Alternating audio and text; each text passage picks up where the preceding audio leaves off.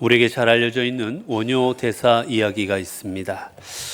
이 원효 대사가 이제 더 깊은 부처에 대한 깨달음을 얻고자 신라 시대 때 이제 당나라로 유학을 떠나고자 합니다. 그래서 당나라가 불교에 아주 많은 자료들을 갖고 있었기에 선진국이니까 당나라로 유학을 떠나고자 합니다. 한참 이제 가던 중에 캄캄한 이제 밤이 되었습니다. 밤이 되어서 어딘가에서 유숙을 해야 되는데 묵을 곳이 없습니다. 아무리 찾아봐도 집이 없어요. 어디서 우리가 묵어야 될까? 그러던 중에 보니 저쪽에 동굴처럼 생긴 뭐 하나가 있습니다. 저기에서 이제 우리가 비도 피하고 들어가서 쉬어야 되겠다라고 생각하고는 이 동굴같이 생긴 곳에 들어갔습니다. 들어가서 누워서 이제 잠을 자려고 하는데 지륵같이 어두우니까 아무것도 보이지 않는데 목이 말라오기 시작해요. 목이 말라서 어떻게 하나, 물을 찾아도 물이 있겠습니까? 그 두던전 하다 보니까 손에 뭐 하나가 잡히는데 바가지 같은 게 손에 잡히는 거예요. 웬 바가지지? 바가지 들어보니 찰랑찰랑 물이 담겨져 있습니다. 그래서 물을 맛보니까 먹을 만한 거예요. 그래서 물을 굴컥굴컥 먹었습니다. 얼마나 달고 맛있었든지 그 물을 다 마시고는 이제 편안히 잠자리에 들었습니다. 다음 날 아침에 눈을 떠본 이 원효는 깜짝 놀랍니다. 자신이 동굴이라 생각해서 들어갔던 그곳은 뭐였냐면 버려진 무덤이었어요. 그리고 자신이 바가지라 생각했던 것은 보니 해골이었습니다. 그리고 그 물은 해골에 담겨져 있던 썩은 물이에요. 그걸 보니 구역질이 나기 시작합니다. 그런데 곰곰이 생각해보니 의아합니다. 지금은 구역질이 나는데 어젯밤에는 맛있었거든요. 여기서 원효 대사는 큰 깨달음을 얻습니다. 변한 거는 아무것도 없는데 뭐가 변했을까? 내 마음이 변했구나. 어제는 그 맛있었던 물이 오늘 내가 보니 맛없다고 구역질난다고 생각하는 건 그 물이 변한 게 아니라 내 마음이 변한 거라는 걸 깨닫습니다. 그러고는 이제 당나라로 가던 유학길을 멈추고 신라로 돌아옵니다. 그리고 그 가르침을 많은 백성들에게 가르치기 시작합니다. 여러분, 우리가 삶을 살아가다 보면 우리는 많은 깨달음을 다 얻습니다. 누군가 깨달음을 얻지 못하는 사람은 아무도 없어요. 살아가다 오늘은 이런 거구나. 사람이란 게 이렇게 살아가야 되는 거구나. 이런 말을 하면 안 되는구나. 이렇게 행동해야 돼요. 우리는 하루에도 수십 번씩 깨달음을 얻습니다. 문제는 뭐냐? 사람은 두 종류예요. 깨달음을 얻었는데 그 깨달음을 얻은 것에 그친 사람. 이렇구나라고 그 깨달음에 머물러 살아가는 사람이 있고, 한 사람은 그 깨달음을 가지고 내가 깨달은 대로 삶으로 실천해 가는 사람이 있다는 겁니다. 여러분, 이 땅에 문명이 바뀌고 과학이 발달하고 수많은 가르침들이 있습니다. 여러분, 문명과 역사와 이 땅의 과학과 모든 걸 뒤바꿨던 사람들은 다 어떤 사람들입니까? 내가 깨달은 것을 삶으로 이루어낸 사람들입니다. 그 사람들에 의해서 역사가 바뀌었고, 그 사람들에 의해 문명이 발달한 거고, 그 사람들에 의해 의학과 과학이 발달하는 겁니다. 이렇구나라고 깨달은 거에 머물러 있는 사람에 의해서는 역사와 문명은 바뀌지를 않습니다. 그렇게 우리의 삶은 늘 깨달음을 얻게 되는데 그 깨달음을 얻는 것에 그치지 말고 우리는 깨달은 것을 가지고 삶의 자리로 나아가서 삶으로 실천해 나아갈 때 우리는 온전한 믿음의 삶으로 우리가 나아가게 되어지는 겁니다. 우리가 성경에도 보면 요나라는 인물이 있습니다. 하나님께서 요나에게 니느웨로 가라. 그리고 니느웨에 가서 복음을 전하라 라고 말씀하십니다. 그런데 이 말씀을 들은 요나는 니느웨로 갈 생각이 전혀 없습니다. 왜냐하면 니느웨는 끊임없이 이스라엘을 괴롭혔던 민족이었어요. 너무나도 그들에게 당한 고통이 너무나도 아팠습니다. 그 괴로움을 주었던 니느웨에 가서 회개하라고 복음을 전해라 할 수가 없는 거, 안 하고 싶은 겁니다. 그래서 요나는 욥바로 가서 반대 방향, 니느웨의 반대 방향인 다시스 행의 배를 탑니다. 그리고 떠나지요. 요나는 알고 있습니다. 자신이 어디로 가야 되는지, 하나님의 뜻이 무엇이고 내가 어떤 방향으로 가야 되는지는 알아요. 깨달은 사람입니다. 그러나 깨달은 대로 행하지 않습니다. 자기가 하고 싶은 대로 합니다. 결국 요나는 그 바다에서 하나님의 뜻을 다시 한번 깨닫게 되지요. 내가 니느웨로 가는 게 하나님의 뜻이고 어길 수가 없구나. 그때 그는 어떻게 합니까? 그는 기도합니다. 내가 주의 목전에서 쫓겨났을지라도 다시 주의 성전을 바라보겠나이다. 내가 온전히 하나님의 삶을 감당하겠나이다라고 그는 하나님의 뜻 앞에 순종하고는 어떻게 합니까? 니느웨로 나아갑니다. 하나님의 뜻이 니느웨에 있다는 것을 깨닫게 되었을 때, 아, 하나님의 뜻이 니느웨구나. 뭐 내가 안 하면 누군가 하겠지라고 거기서 머무른 게 아니라 자신의 삶을 니느웨로 향하고 나아갔던 거예요. 그때 어떤 일이 벌어집니까?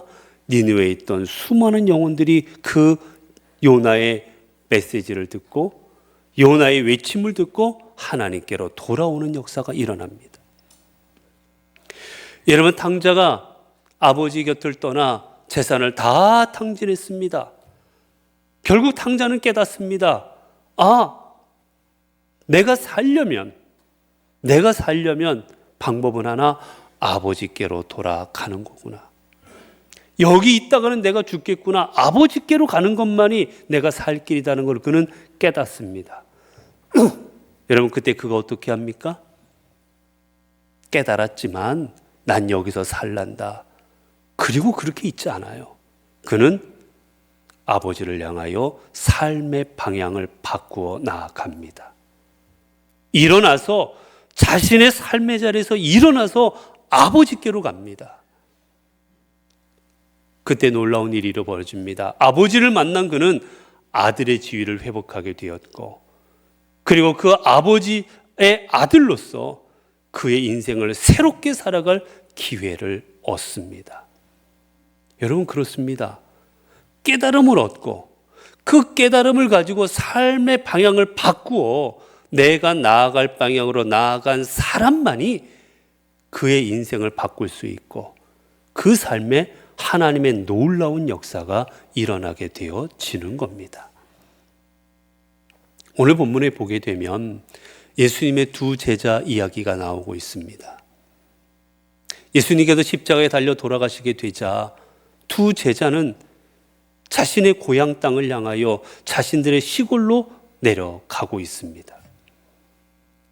여러분, 이들의 마음이 어떤 마음이었겠습니까? 자신들은 모든 걸 버리고 주님을 따랐습니다. 저 예수 그리스도가 우리의 메시아로 생각하고 자신의 모든 걸 내려놓고 그리고 그 주님을 따랐는데 주님께서는 허무하게 그저 아무 힘도 없이 그저 저 십자가에서 처참하게 돌아가십니다.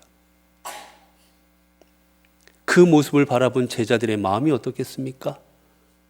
실망합니다. 낙심합니다. 좌절합니다. 지금 시골로 내려가고 있는 이들의 발걸음은 천근만근입니다. 희망이 없습니다. 소망을 잃어버렸습니다. 그 무거운 마음으로 집으로 향하고 있던 중이었어요. 오늘 본문에 보면 그런 그들에게 주님은 어떻게 하십니까? 주님은 그들을 찾아가십니다. 낙심하고 있고 좌절하고 있고 절망 가운데 빠져 있는 그들에게 주님은 찾아가십니다. 여러분, 그렇습니다. 우리 주님은 언제나 절망하고 있고 삶에 희망이 없는 것 같고 내 힘으로 감당할 수 없는 일들 앞에서 눈물 짓고 슬퍼하고 있는 우리들의 삶의 자리에 언제나 내가 찾기 전에 먼저 찾아오시는 분이 우리 주님이십니다. 그런데 놀라운 일이 하나 벌어져요. 그 주님을 제자들이 알아보지를 못합니다. 자신들을 찾아온 주님, 절망 가운데 빠져있는 자신들에게 소망을 주러 오신 그 주님을 이들은 알아보지를 못합니다.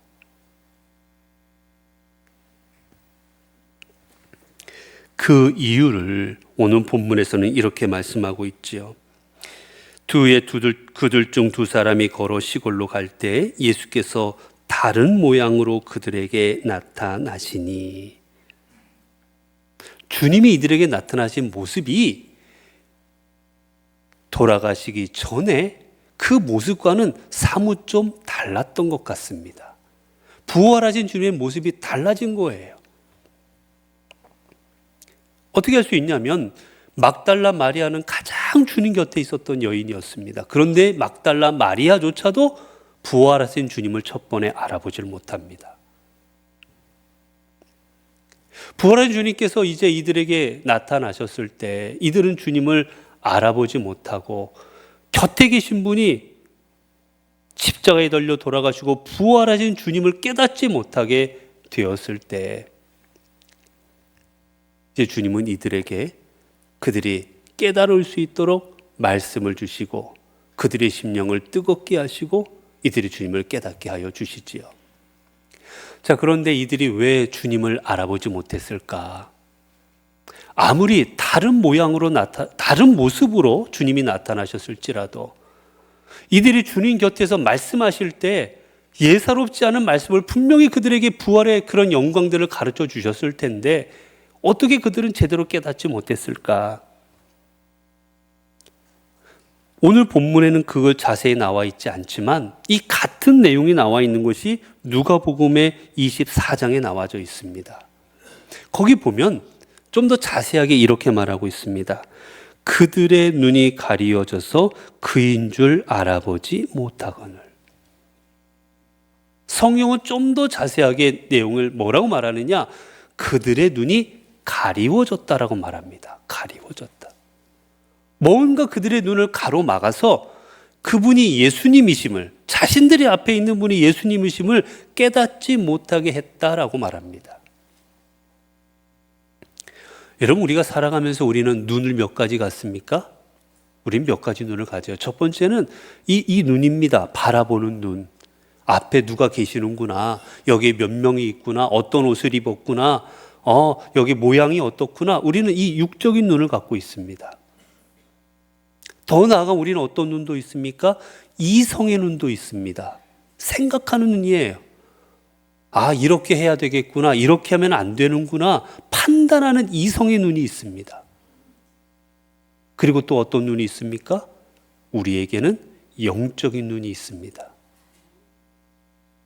하나님의 뜻이 무엇인지 하나님을 바라보는 눈이 있어요. 하나님의 역사를 바라보는 눈이 있는 겁니다. 우리 앞에 육적으로는 보이시지 않을지라도 이 모든 걸 주관하시고 이끌어 가시는 그 하나님을 바라볼 수 있는 눈. 우리 앞에 벌어지는 그 모든 일의 중심에서 이루시는 그 하나님을 바라보는 영적인 눈이 우리에게 또한 있는 겁니다. 그런데 이 제자들은 지금 이 영적인 눈이 가리워져 있는 겁니다. 그러니 하나님을 알지 못하는 거예요. 서기에 보면 발람이라는 인물이 있습니다. 발람은 이스라엘이 출애굽을 할 때 그 시대에 쉽게 말하면 그때 선지자 역할을 하던 사람입니다. 그때 그곳을 지나는 그 이스라엘 민족들이 지나는 것을 못마땅하게 여겼던 발람 왕이 있었어요. 발락 왕, 발락. 이 발락이 발람을 찾아가서 요청을 합니다. 저 이스라엘을 저주해달라고. 저 이스라엘을 저주해달라. 그래서 우리가 저들을 다 진멸하게 해달라고, 저주하라고. 그때 이 발람은 알고 있습니다. 이스라엘에는 하나님이 함께 하시고 그 이스라엘 민족을 이끄시는 분이 하나님이심을, 그래서 저들을 저주하면 안 되는 것임을 발람은 알고 깨닫고 있습니다. 그래서 처음에는 거절합니다. 안 된다고. 그런데 발락 왕이 계속해서 요청합니다. 나중에는 금은보화를 주겠다고. 내가 평생 벌어도 못 벌 금은보화를 주겠다고 그를 유혹합니다. 그러자 이 발람의 마음이 흔들리기 시작해요. 결국은 이스라엘을 저주하기 위해 길을 떠납니다. 자신이 가야 될 것을 깨닫지 못한 발람, 자신이 해야 될 것을 알면서도 내가 어떤 길로 가야 될 것인지, 내 입으로 무엇을 선포해야 될 건지 알면서도 그 길을 나아가지 못하는 발람, 그는 영적인 눈이 가리운 사람이었습니다. 그러자 어떡합니까? 보아야 될 것을 보지 못해요. 한참을 가는데 나귀가 움직이지 않습니다. 나귀를 채찍질합니다. 왜 안 가느냐고, 이 게으른 나귀라고 채찍질을 합니다. 그런 아이가 꿈쩍도 않습니다. 후에 답답한 나귀가 하나님의 은혜 가운데 말을 하지요. 왜 나를 때리느냐고, 저 앞을 좀 보라고. 그저 그 앞에 누가 있습니까? 여호와의 사자가 칼을 들고 있습니다.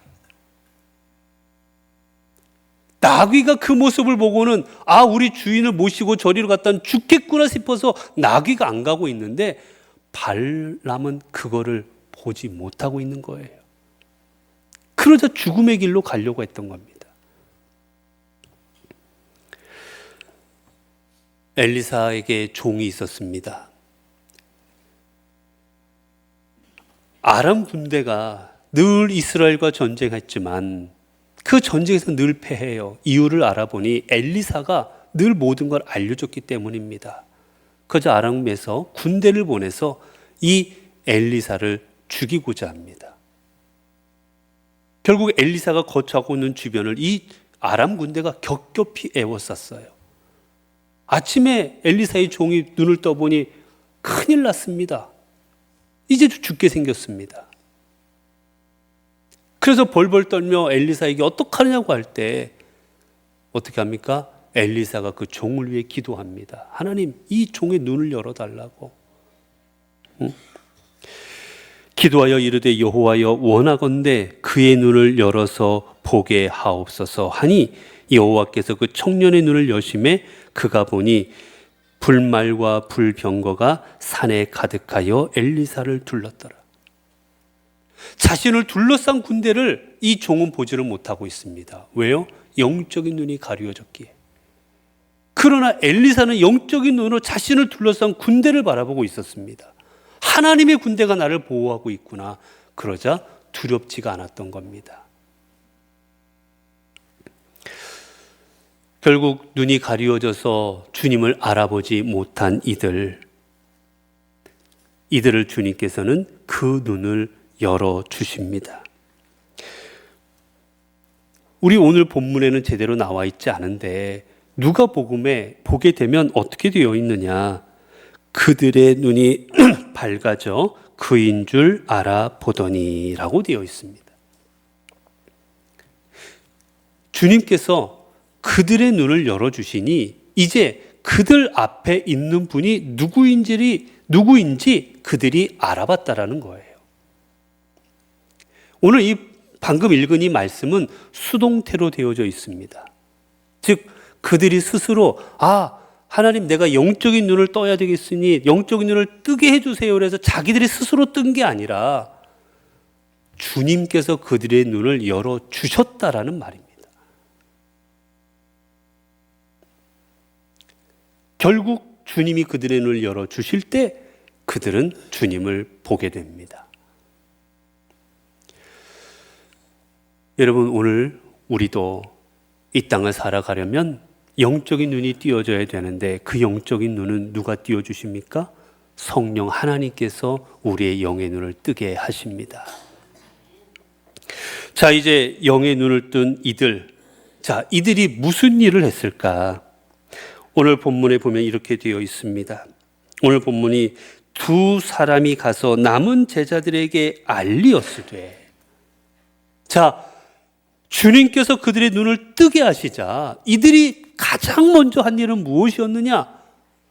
왔던 길을 돌아서 예루살렘으로 돌아간 겁니다. 이들은 깨달았습니다. 예수님께서 십자가에 달려 돌아가신 것이 힘이 없어서도 아니고 능력이 없어서도 아니고 무능해서가 아니라 우리의 죄를 위하여 십자가에 달려 돌아가셨구나. 그리고 돌아가신 것으로 끝난 게 아니라 하나님께서 그를 살리셨구나. 그래서 부활하신 주님이 방금 전까지 우리와 함께 하셨구나. 드디어 모든 걸 깨닫게 됩니다. 그러자 이들은 어떡합니까? 주님이 이렇게 되셨구나 라고 생각하고 가던 길을 간 게 아니라 그들은 발걸음을 돌려서 거꾸로 올라갑니다.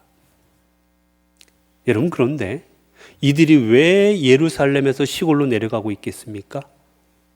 첫 번째는 절망이에요. 희망이 없어서입니다. 주님이 안 계시니 예루살렘에 있어봐야 소용이 없는 거예요. 더 나아가면 또 어떤 일입니까?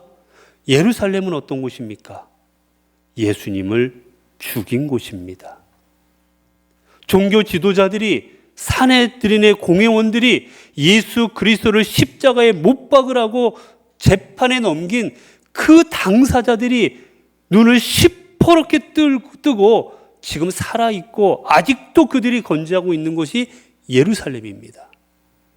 게다가 바라바를 놓아줄까 예수를 놓아줄까 할 때 우리는 바라바가 좋으니 저 예수를 십자가에 못 박으라고 목소리 높여 외쳤던 그 사람들이 여전히 있는 곳이 예루살렘이에요. 그것은 두려움의 곳이었습니다. 예수님을 죽인 그들은 예수님을 따르던 사람들조차 죽이려고 혈안이 되어 있었어요. 그렇게 제자들은 예수님의 부활을 제대로 깨닫지 못했을 때 어떡합니까? 문을 꼭꼭 걸어 잠그고 있었습니다. 그런 곳에 제자들은 다시 올라가고 있는 겁니다. 왜 그렇습니까? 깨달았기 때문이었어요. 주님이 부활하셨음을 깨달았고, 더 나아가면 그 부활하신 주님을 증거하는 일이 자신들의 사명임을 깨달았을 때 그 예루살렘의 자리가 고난의 자리일 수도 있고 고통의 자리일 수도 있고 때로는 죽음과 순교의 자리가 될 수도 있지만 그 자리가 주님의 자리, 주님이 주신 자리임을 알았을 때, 자신들이 부활을 증거해야 될 자리임을 알았을 때 과감히 그 길로 그들은 나아갔던 것입니다. 여러분, 오늘 하나님께서 우리에게 원하시는 삶이 무엇입니까? 여러분, 하나님이 원하시는 삶은 우리가 그저 깨달음을 얻고 그 깨달음 가운데 있는 삶을 원하지 아니하십니다. 하나님이 원하시는 삶은 우리가 깨달음을 얻고 그 깨달음으로 인해 내가 나아가 될 방향으로 내 삶을 바꾸어서 나아가기를 원하시는 겁니다. 여러분, 오늘날 우리의 문제가 뭐냐? 오늘 우리들은 다 깨닫고 살아갑니다. 하나님의 말씀이 무엇인지 여러분들은 예배 때마다 깨닫습니다. 여러분은 성경책을 읽을 때마다 하나님의 뜻을 깨닫습니다. 내가 어떻게 살아가야 될지, 무엇을 해야 될지 우리는 하루에도 수십 번씩 하나님의 뜻을 깨닫습니다. 문제는 깨달은 건 깨달은 거고 내 삶은 내 삶 따로따로 살아가는 겁니다. 깨달은 대로 삶을 바꾸지를 않습니다. 내가 나아가야 될 그 길로 가지를 않습니다. 그 길이 어렵고 그 길이 힘들고 세상 사람들이 다 그 길을 가고 있다면 우리도 방향을 바꾸려고 하지 않습니다.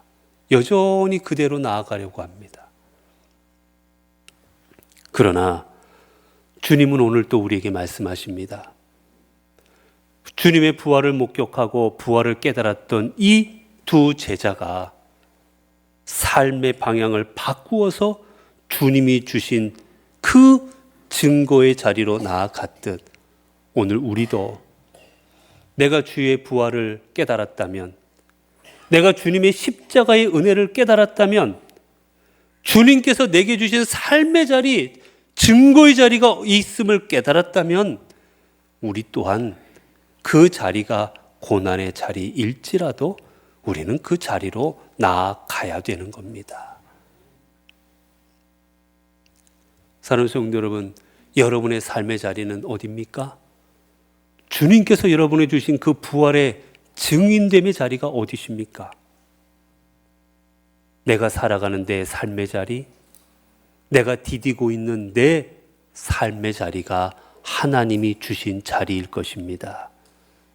그곳이 가정이면 가정이 여러분의 자리일 것이고, 그 자리가 회사면 회사가 여러분의 삶의 자리일 것이고, 그곳이 교회 구역이라면 교회라면 그것 또한 주님이 주신 자리인 것입니다. 그렇기에 어디가 되었든지 간에 오늘 우리 이제 예수 그리스도의 십자가와 부활을 경험한 우리들은 하나님께 주신 그 자리로 한 걸음 한 걸음 우리의 걸음을 내디뎌야만 될 것입니다. 사랑하는 성도 여러분, 우리 주님께서는 절망 가운데 빠져있던 제자들에게 주님의 몸을 보여주셨습니다. 그리고 그들을 위로하시고 그들에게 힘을 주시고 그들에게 말씀을 주시고 그들에게 은혜를 주셔서 그들이 부활의 증인으로 살아갈 수 있도록 그들의 삶을 다시 세워주셨습니다. 그들은 엠마오의 길은 편할 수 있는 길이었지만 그 길은 사명의 길이 아니었기에, 비록 예루살렘이 두렵고 부담스럽고 고난의 자리였지만 그 자리가 사명의 자리였기에 그 제자들은 예루살렘으로 나아갔습니다. 이제 우리도 하나님께서 여러분에게 주신 삶의 자리가 있음을 기억하며 부활의 증인 되시어 주님이 주신 삶의 자리로 나아갈 수 있게 되기를 바랍니다. 부활을 믿는다라는 것은 단순히 주님이 부활하셨음의 그 지식을 갖는 것이 아니라 주님의 부활을, 그 소식을 가지고 내게 주신 삶의 자리로 나아가는 것, 그게 바로 부활을 믿는 것입니다. 우리 모두 부활의 증인 되어서 주님이 주신 자리로 나아가게 될 때 주님의 능력과 주님의 역사와 주님의 은혜를 경험하는 하나님의 귀한 자리에 서게 되어질 것입니다. 기도하겠습니다. 은혜로우신 아버지 하나님, 엠마오로 향하던 두 제자처럼 우리도 때로는 낙심하여 주님이 주신 자리에서 떠나 다른 길을 걸어가고 있었음을 고백합니다. 그런데 주님께서는 그런 저희들을 외면하지 않으시고 우리의 삶의 자리에 찾아오시고 말씀하여 주시고 우리의 눈을 열어주시니 감사합니다. 주님, 이제 깨닫게 하옵소서. 닫혀있던 마음이 열리게 하시고 식어져 있던 심령이 다시 뜨거워지게 하옵소서. 그리하여 엠마오에 머무르는 인생이 아니라 저 예루살렘으로 내게 주신 사명의 자리로 돌아가는 믿음이 있게 하옵소서. 이제는 듣는 자가 아니라 전하는 자가 되게 하시고 머무는 자가 아니라 나아가는 자가 되게 하옵소서. 오늘도 우리의 삶의 자리에서 그리하여 부활의 증인으로 살아가게 하옵소서. 우리 주 예수 그리스도 이름으로 기도드리옵나이다. 아멘.